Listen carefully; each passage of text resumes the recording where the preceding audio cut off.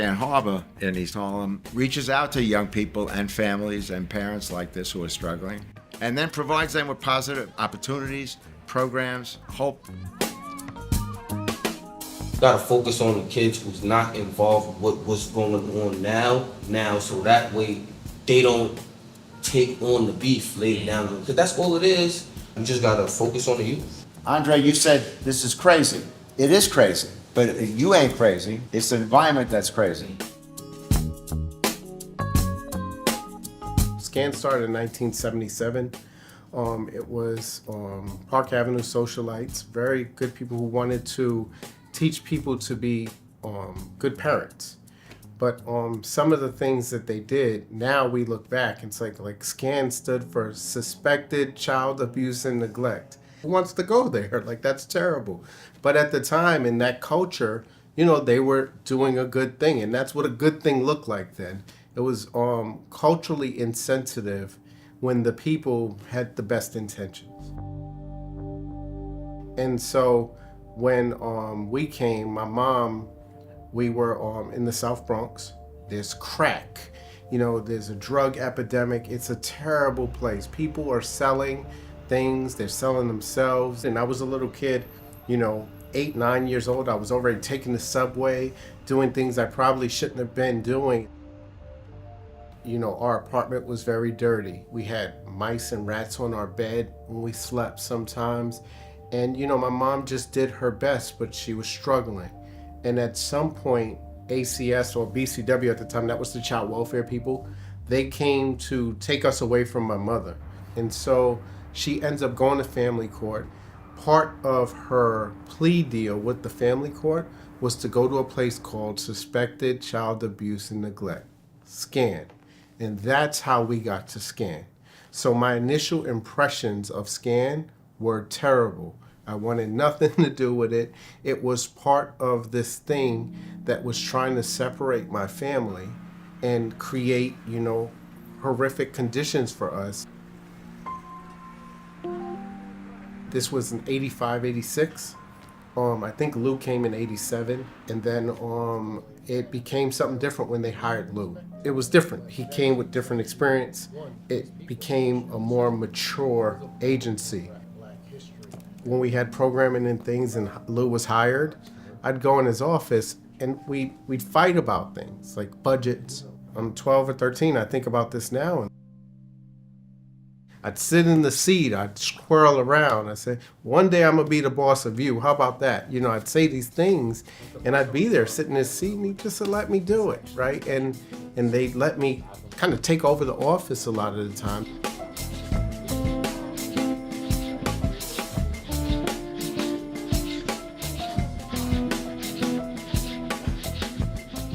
You know what, Lou is, he's like no other person, I would say, because Lou's goal is always to make sure you're okay. He doesn't care to the fight that it takes to actually obtain that everybody's going to be okay, but he's always listening. He's just different. He's very different.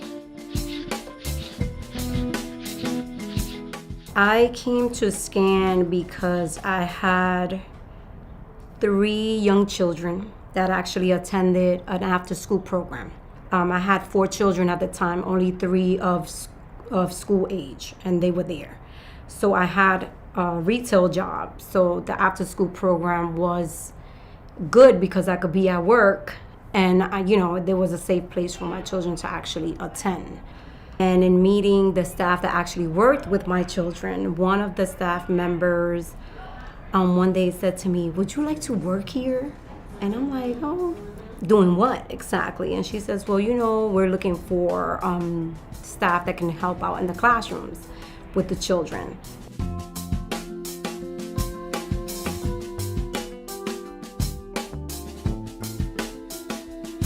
And didn't really realize that working with children is something that I always wanted to do to many years later. So I was able to not only give that back to those children, but also to learn how to be a better parent to my children based on what I was learning in those after-school classrooms. And that was, you know, the initial start of this long journey. I had my children very young. I was a parent at 17. And it turned more into a journey of being able to know who I really am as a mother, as a woman, as a member of society, being able to empower not just myself, but empower other parents. Someone saw something in me that I, at that moment, did not see in myself. So my role today is I am the field supervisor for the Compass programs, the Beacon programs, and the Cornerstone programs, which are about 22 of the after-school programs. So, a lot of community empowerment going around, because those, not just helping one person, but understanding that that person is connected to so many other. It's kind of like a tree, right? And it branches out, and that's kind of what's done here.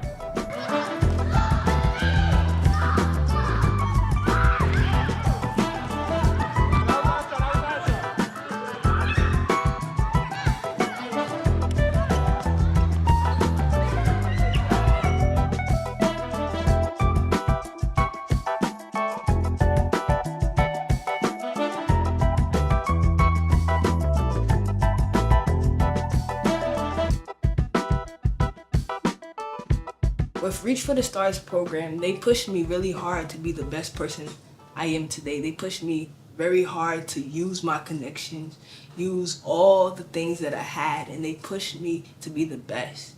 As today, I'm 18 years old, and I just graduated from high school. I'm going to the University of Maryland Eastern Shore College. I will be going there to study criminal justice. It would not be possible without them.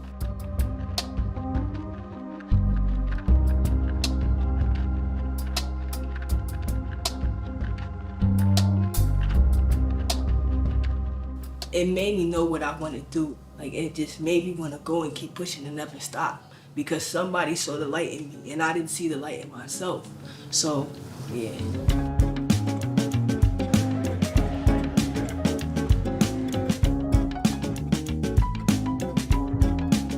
The name of the program I run is the WISH program, which stands for We, I, She, and Him, which is an inclusive program to help LGBTQ youth, young adults throughout all ages. Lou's been trying to get me to work in this organization for years, and I mean years. Every time he sees me, he's like, "Gee, when are you coming to take a job here?" And I'm like, "I'm coming, Lou, And, we met, and he brought me on board with knowing who I am, what I do for my community, and didn't question me about nothing. All he wanted to do was know my purpose, know how I can get it done, and just let me do what I can do. And I think it's one of the best decisions that I've made, with being able to align myself with a job in an organization that believes in developing community, that believes in impacting the change of the people that live within it, but also with a creative and unique approach. And Lou Lou can be a little off the wall, but deep down inside that organized chaos, he has a vision, the organization has a vision.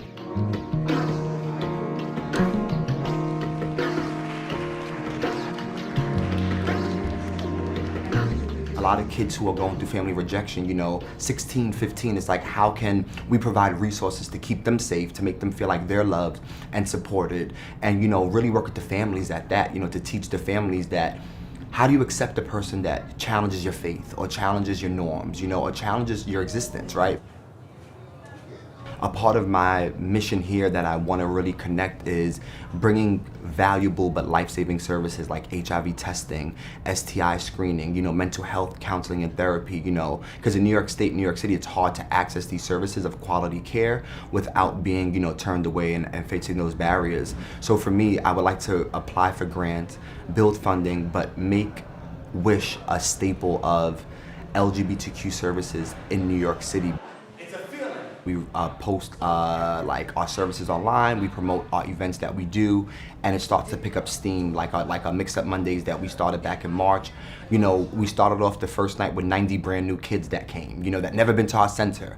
And ever since then, it's been growing and growing. So, we connect with them on that way, right? But that's just the surface level connection, right? Because deep down inside, once they feel that comfort to open up, to talk about their sexuality and say, you know what, I've never told nobody that maybe I've thought about being with a guy, or maybe I have a relationship with a guy, or I'm in love with a girl or a trans woman. That's when a lot of that starts to come out. You know, we do assessments, we get to better understand their needs, and based on what it is that they're looking for, whether they need transitional services because they want to be a transgender individual, we can find them hormone therapy, gender reassignment care, things of that capacity, right? We do have individuals that currently are going through their own identity issues, right? So they come to our spaces to kind of use it as a test the waters. Let me see what's happening here. And, you know, we refer them for counseling, you know, mental health services, to see how those services can really intervene with, you know, their sexuality. And this is why programs like such are very important, because it's life-saving.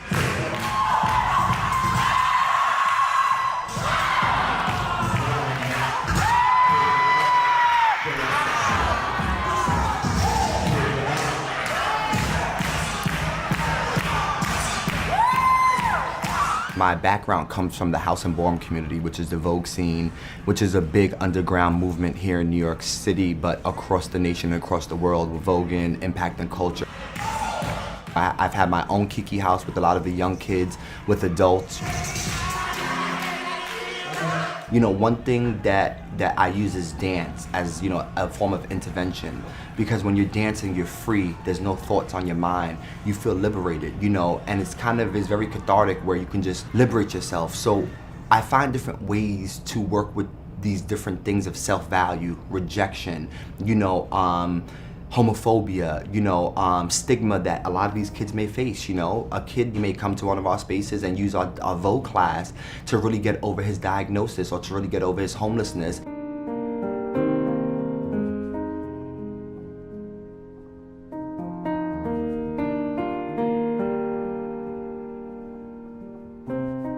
I wake up every morning and I sacrifice, not because I have to, because I want to, you know. Because people made that sacrifice for me. You know, I was homeless. I've overcome my own substance use. So it happens so frequently, but rejection will always be a part of us until we decide that we don't want it to be no more, until we understand that society is not equipped to deal with our greatness and our beauty.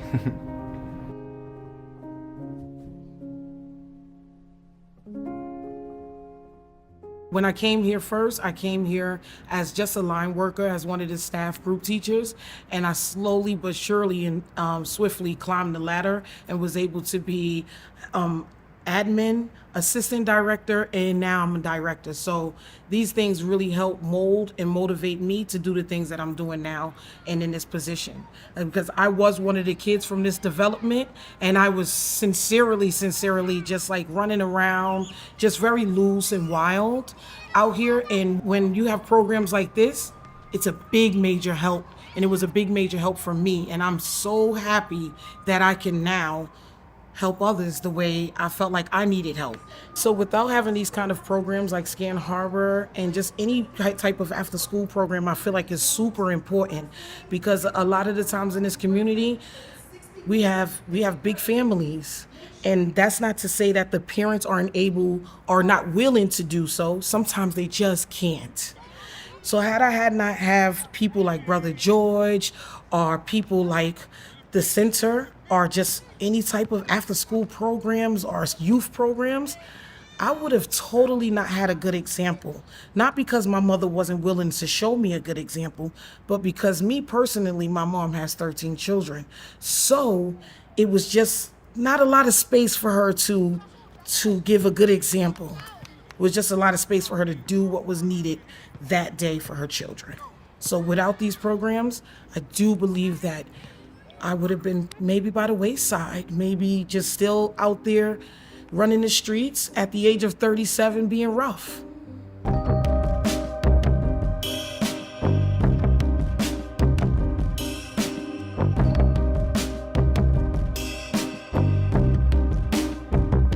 New York Freddie was one of the legendary drug dealers, drug kingpins in Harlem.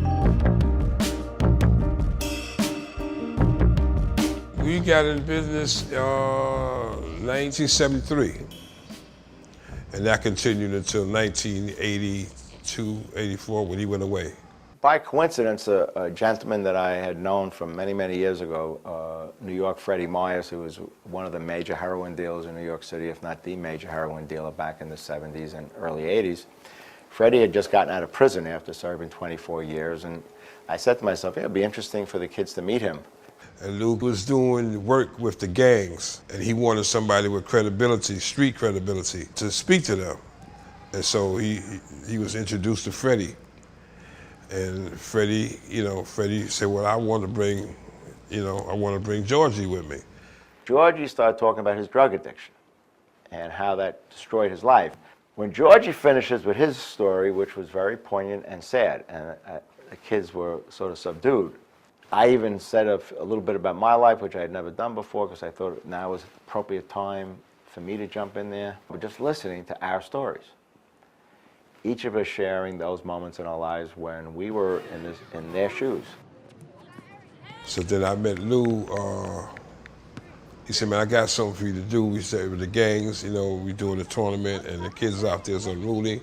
I need you to try to do the same thing we was doing with over at the other program. And that's how I came, and it's been like 10 years now. Basketball is played up in here. The physical part is easy. Lou knows how to maneuver, and he loves people. The music for the youngsters, he know that. He knows basketball. He know how the police treat the people that lives in the ghetto in Harlem. He's matter of fact, this year they made him a grand marshal for the Juneteenth parade. And he wanted to ride on the float with us. I said, why don't you ride with the grand marshal? He said, no, I want to ride with my people.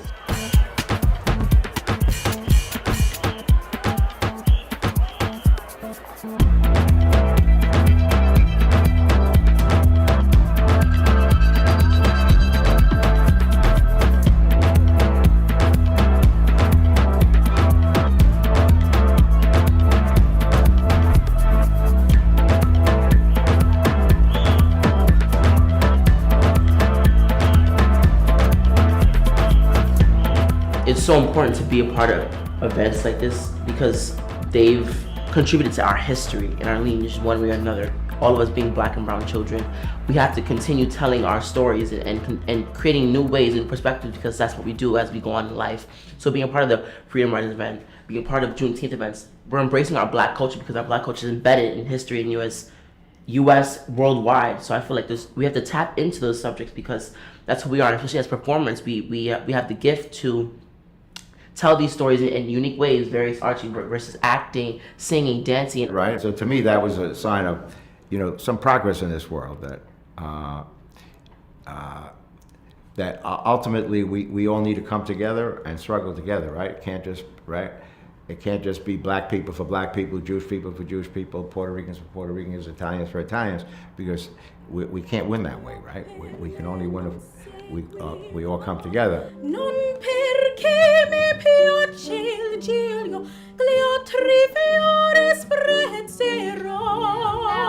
It's the light day that shows me how. And when the night falls, somebody, ooh, go Nyla, go Nyla, go Nyla, go Nyla. I'm proud that we're no longer SCAN, we're SCAN-Habor. And, I got to be the first board president of SCAN-Habor, which was phenomenal to me because I grew up watching Boys and Girls Harbor and I was part of SCAN, and these were institutions in East Harlem.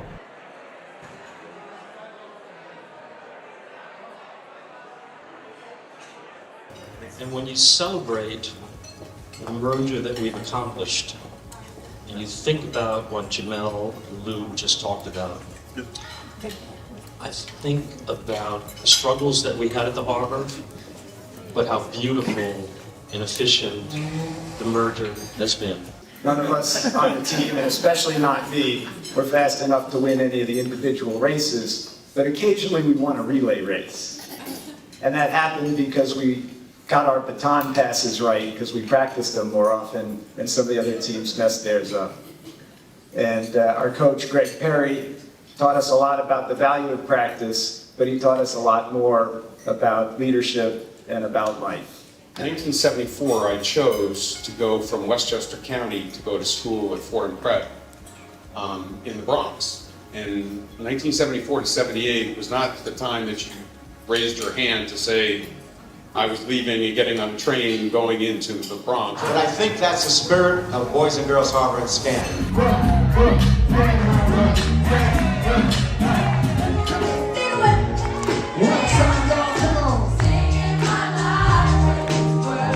We have, I think, currently 21, 23 sites. It's always moving because the programs move and they do all sorts of different things. We have arts programs and performing arts programs. We have after-school centers. We have social work services. We have public housing community centers.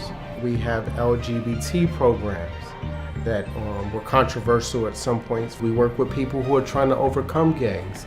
Well, we're all in the same community, right? And these are people who are alive.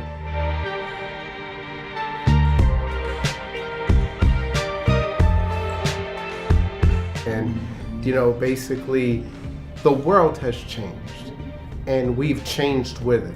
The SCAN of then is not the SCAN now. Now we're SCAN-Habor.